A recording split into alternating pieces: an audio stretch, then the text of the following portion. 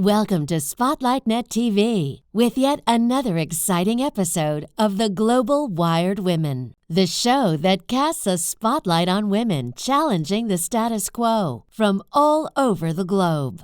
With your host, Jennifer Nash, Global Visibility Strategist, Publicist, CEO, and founder of ARC and BROOK PR. Jen's passion is to transform entrepreneurial women into visible experts with authority through authentic storytelling. Jen's mission is to feature trailblazing, underrepresented, and often marginalized female entrepreneurs, providing them with a platform to be seen, heard, lovable, and unforgettable. Here's your host, Jennifer Nash. Hello, everybody. Super excited to welcome you to another exciting episode of the Global Wired Women, where we sit down with unforgettable entrepreneurs from all over the globe. Today, I am super excited to welcome with me, I have Daneila Cortez. And my name is Jennifer Nash. I am your global visibility expert and your PR consultant. Daneila, welcome to the show. Please introduce yourself. Who is Thank you, Daneila? Jennifer. Thank you so much, Jennifer. Daneila Cortez. I am title Metaphysical Spiritual Coach, Prophet and Healer, creator and founder of Soul Beautiful LLC, the Limitless Life Coach. I believe that when we have our souls in the most beautiful state that we can aspire to, and it's by our design, which is exciting, we will actually be living a limitless life. Life will literally unfold itself according to the design of love, self-love that we have in our own imagination. So my goal. Wow, that's amazing. That is so beautiful. I think that I get why it is so beautiful. And I get that soul is spelled S-O-U-L. But again, it's also S-O, so beautiful. And that's how it evolved. Yeah. So how did you come up with that name? Tell our viewers that name, So Beautiful. How did it come about? Soul, S-O-U-L, Soul Beautiful, evolved from actually the repetition of the word so beautiful. I was actually felt compelled in a very long drive to just repeat those words. I am so beautiful. I am so beautiful. And then it was like, all of a sudden this knowing came into my mind that said, you're not so beautiful, you're soul beautiful. And I was like, soul beautiful? That's a possibility? That's a thing? Wow. So I know that behind the scenes, you've told me about the story where you look in your reflection mirror and your rearview mirror and stuff like that. I would love for our viewers to hear your story. So if we can just go back to the time, the very moment when it first happened, can you talk me through that? What actually transpired? For sure. Thank you. Again, I was on a long drive traveling from my home state, Indiana, all the way to California, which I've done quite a few times. But it's something that I love so much because it's my quiet time. I mean, I really enjoy the spiritual journey going back and forth. It's amazing. Just the views and everything. And I was just feeling so much excitement inside, so much gratitude that it was building up this excitement that something major was coming. And I had no idea what. Literally going to San Diego on just like a gut, just a hunch. And so this excitement, this really kind of contentment, I was just enjoying. And I remember looking up in the rearview mirror of my car, and I caught a glimpse of me, and I was like, whoa, who's that? Like, I was really kind of shocked. Like, is that what I look like? And immediately a verse sprang to my mind that was in the New Testament, where it says, don't be that person that looks into the Word of God and spending time, but then walk away and forget what you've read, and you will be no different than a person who looks themselves in the mirror, walks away and forgets what they look like. That verse was always a challenge for me all of my life. So to have that experience where that came up to me at that very moment when I saw myself, and I was just like, is that what I really look like? Yeah, that's what you've not even noticed about yourself all of this time. That's your soul beauty right there. And when I was just, and it just went on a journey from there, trying to really keep that vision and that knowledge and that understanding and go deeper with it, just as much as possible, like all my life. I love it. I love it so much. Like, like most, don't be like that person who looks in the mirror and forgets what they look like. I love it, because I think that most of us do that. We do step away from the mirror and we forget what we look like. And this is just a metaphorical speaking. Like, we forget what our inner souls look like. We forget what we are here on earth for and what we're doing, and it's very easily done. So I really like that, and I hope that it resonates with our viewers as much as it does with me and you. So of course, Daneila, I know that I've known you for a few months now, and I know that you've got a lot of superpower tools in your toolbox. But if you were just to share with our audience a word of encouragement in terms of what your traits and attributes are, in terms of what keeps you going, what keeps you motivated, what gets you out of bed every morning, what would be that one superpower too that you could share with our audience today that makes you so beautiful? I have got to be honest with you. I appreciate the compliment, but Jennifer, I don't honestly feel like it's a superpower. It is definitely operating from within me, but it's more of a like a compulsion. Like, it pulls you from the gut. It's like, okay, I really want to stay in bed. I don't want to talk to people. I would just like to open my book, but it's like, no, get up. There is someone who needs to hear what the universe, what life is trying to say to them. And I know what that is.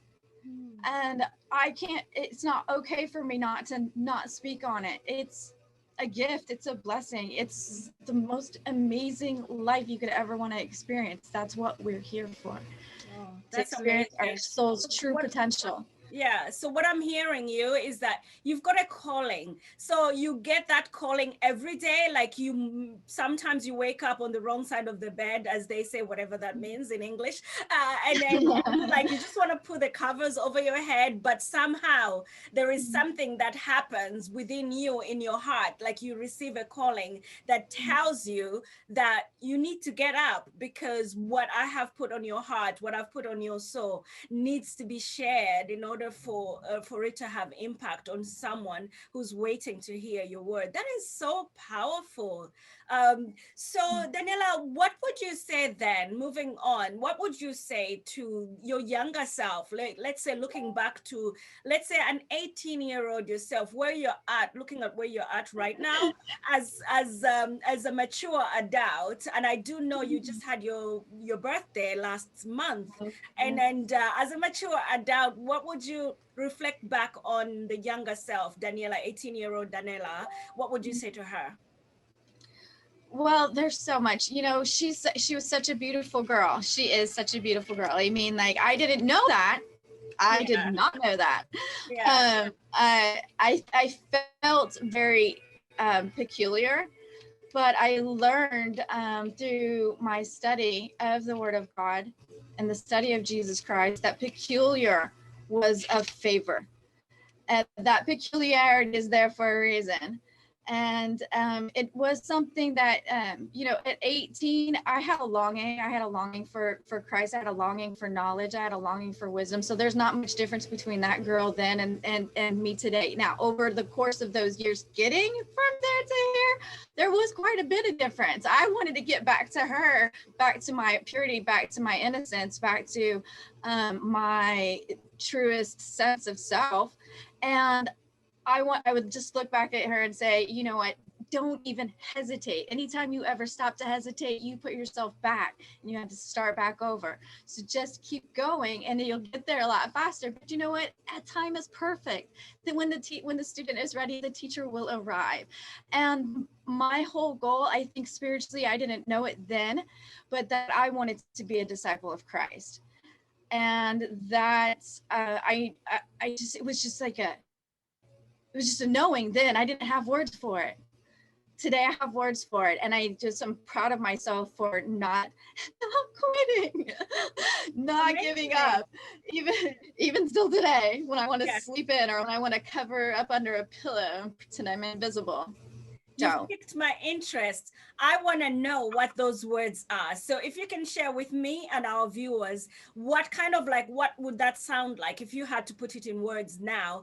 By the way, thank you so much for sharing what you would say to your younger self. That's amazing. So now you've piqued my interest. I want to know what you would say to, let's say, somebody who meets Daneila now that has that advanced wisdom from the 18-year-old. What would you say to her, to the person meeting you for the first time? Well, I would say just repeat these words. Mind these 4 things. There are 4 things that I have realized now that we need to mind, and they're all interconnected. If I could mind these 4 things, so much self-created struggle would be avoided. It wouldn't even be necessary. So minding these 4 things, it's something that I'm actually working on. It's self-love, which is really just defined as love, purity. It's just pure love, and gratitude. Yeah. The word that comes out of your mouth, the word that you read, the word that you receive through your eyes and through your ears, the word that you receive telepathically through human vibration and emotional interaction. Mind those things because they're going into your mind. They're going to go down into your heart. They're going to come out of your mouth and show up in your world. And that is everything. And then the 4th one is faith. When you know that these things are true, you have a solid faith. You don't need to worry about what tomorrow is. You don't need to worry about what's going to happen when you step out your front door. You can literally be Indiana Jones when he's crossing over the vast span between mountains and there was no way across. Toss a couple of stones, walk a few feet, there's the bridge. The steps will show up under your feet as you keep going. I love it. And that I did learn that. I've learned that so many times over the course of my life, and it's been that great joy in experiencing that faith that moves mountains, that provides the feet under your feet, or the ground under your feet. That's amazing experience. You want that. You want that. I mean, like there's so many people right now, even people that are not believers, they're not Christians, they live and breathe this stuff of self-love, gratitude. But what you add to that dimension, the 4 P's, which I love, is the word and faith. And of course, faith is my middle name, right? So I breathe faith every day. So do you want to delve deeper and share with our audience what the word and faith looks like at a deeper level? I mean, I know we don't have all the time for it right now, but can you just explain to our audience what that looks like in a summary? Okay, well, just to be, you're going to have to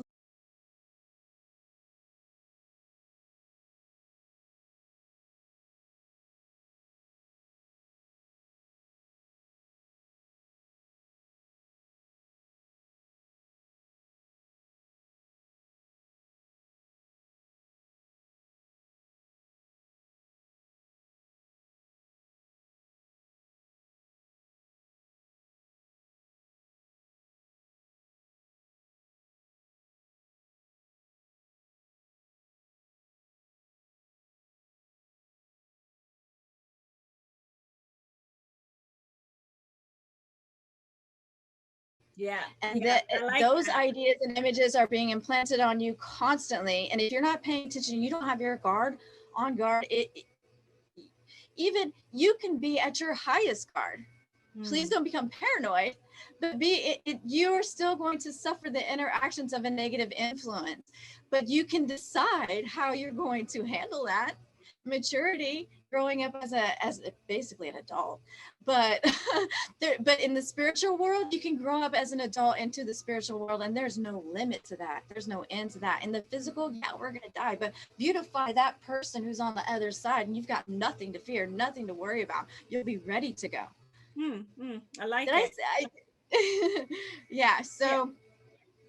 And then explain. So I really like that. So what I hear you saying is that, you know, you can speak words into being, and also Absolutely. the words that are spoken to you can create a reality for you, because obviously, like to your point, which is a valid point, belief is a value system. So you can adopt and adapt what you hear and what you see as a truth for yourself. You can either own it or disown. Always say. So yeah. Always say to yourself, is that true? Do I believe that? Yeah. What are the things, and maybe it's a, you know, it could be a paragraph or a sentence where a couple of things are being brought up, and you question it. Okay, that makes sense, but I don't know about that. And then if you don't know about that, spend time trying to understand why it is you don't agree with that. And if you're solid in that, then you can keep going and make a good decision. It's as simple as amazing. Exactly. I mean, we learned it as common sense, but there's so much that's happening on a deeper soul level that if you just shrug it off as something that, oh yeah, this is what normal humans do, you won't do it. You'll get lazy, and then they'll go into autopilot, and then your life will just like wreck all over the place. Nobody's at the driver's seat. Yeah, instead of you thriving in your life, right? You end up striving because you're working that much extra hard to keep up with life, with where life is leading you, instead of you leading your life and living it in the presence and in the present, sorry, so that you are actually thriving within that life that you're given. That is so deep and very insightful. So you were going to explain to me what then at a deeper level, or in a summary form, what faith looks like in terms of when you're teaching it to your to your faith? I don't want to call them clients or patients, but I don't know what's a better expression to your students. I think a student. I'm sorry. Student. Yeah. Student. Yeah. I'm a student. I'm a student of metaphysics. I'm a student of Jesus Christ. Cushion sliding. I'm just here to share. But so my experience with faith has been amazing. It has been the whole most important driving force in my life. It's like, I've always craved adventure. I guess this is why Indiana Jones is so wonderfully metaphoric for me. But he just the idea of living your life without having to know what the outcome is, but believing that you are creating a beautiful life. You are working with God, aka the good. His name is the good. If anybody wants to know what his real name is, it's good. It just was shortened down to God. All things that are God are good. All things that is good is God. You see, so you believe in that and continue to imagine that thing, the outcome that you want, but don't be so focused on how you get there, because that's where your faith applies, on how you get there. It could come to you in a million different ways, but it's all about what is best for you and your personal experience, and your soul is defining that. What you implant on your soul is defining that, because it's going to show up in your next life. You're going to know about it. You're going to understand those experiences. So apply that faith in your current situation, not expecting the people that you come in contact with, you expect them to be a part of your journey, not an obstacle in your journey. I love it. I love it. Oh my gosh. So this is so amazing, because like I know that a lot of people like sort of like they're always in their own ways, and they always want to see first before they actually believe. And what you're saying is that you need to have not necessarily blind faith, but it's faith in the unknown. So you're actually intentionally accepting you're in that presence and that moment where you intentionally tell yourself that you are going to have this faith and you are going to walk this journey, and you're going to do it, not because somebody's pushing you into it or because Yeah. you don't understand what's happening, but just knowing that I might not know where this will end me up, but I will take that first step, put one foot in Well, the it's other. it's a couple of things. It's a couple of things. You have to believe that it will end in your good. Yeah. If you believe, and trust me, if you don't believe that it will end in your good, you will go to the default, the lazy mode, which is it will not end in your good, because the outside world is plummeting that at you so hard that if you have to literally force your mind to learn to look at the other way. It is going to end up for my good. That's faith number one. But it's faith in your own creative power. We like to say that, imagine that God is outside of us, so therefore everything that is happening to us is happening outside of us, from outside of us, but God is inside. The creative power of God is inside and it comes out from us. So trust in your creative power, that if you're not controlling your, if you don't plan a good to produce good in your life, you will by default produce bad. You might not want to, you're not asking for it, but you'll struggle in your relationships. You'll struggle with finances, whatever was the situation that you grew up in your home environmentally, that's going to be your internal struggle. And it will always be a problem for you until you understand that God is inside of you. His creative power is inside of you, and you can create the future that you want. You don't have to be concerned with the past. Amen. Just imagine what you want, what you came here from the beginning. So your mindset, you can create, you can create the narrative that you want to come out depending on how you switch your mind onto that stuff. Brilliant, brilliant.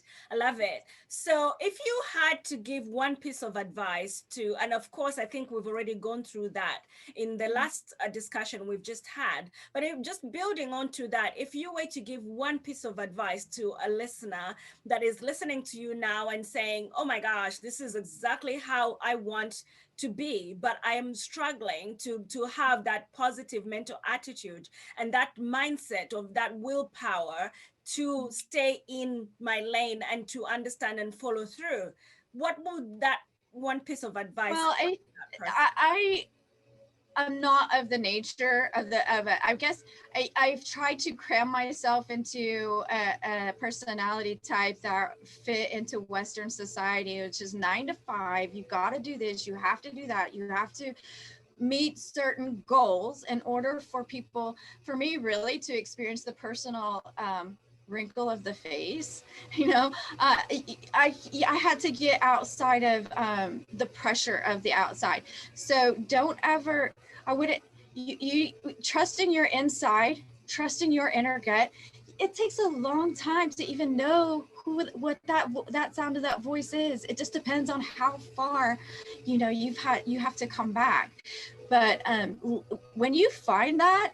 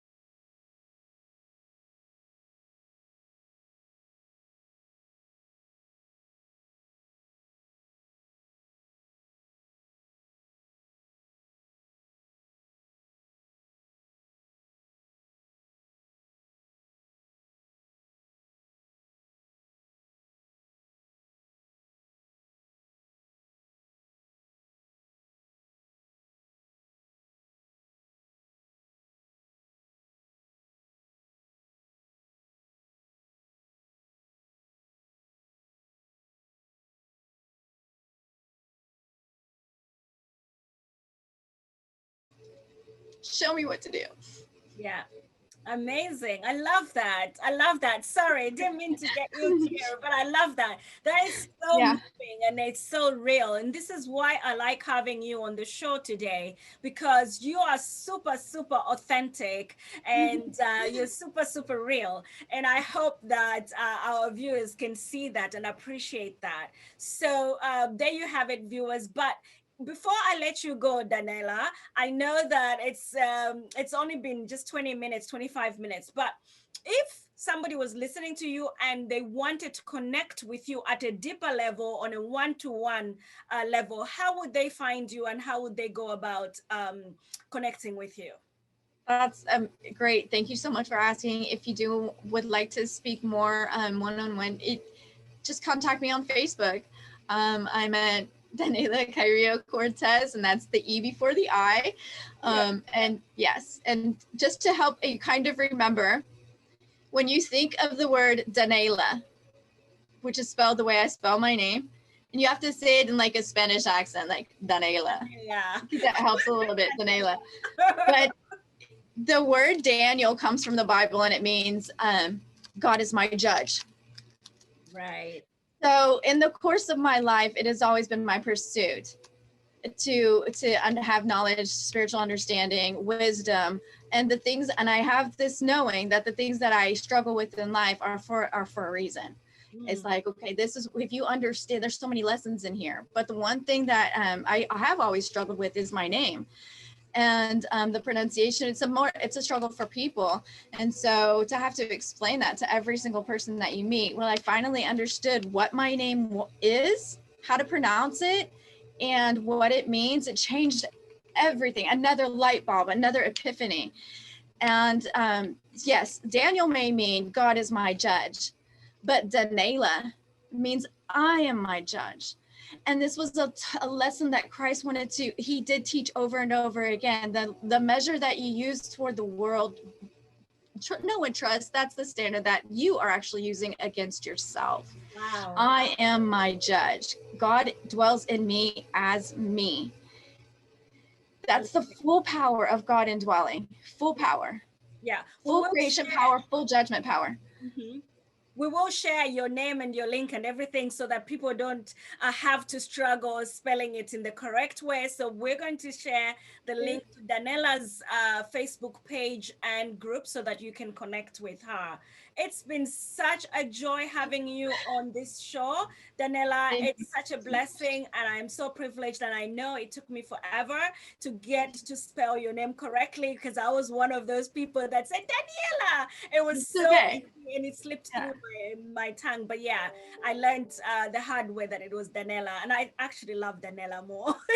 Daneila.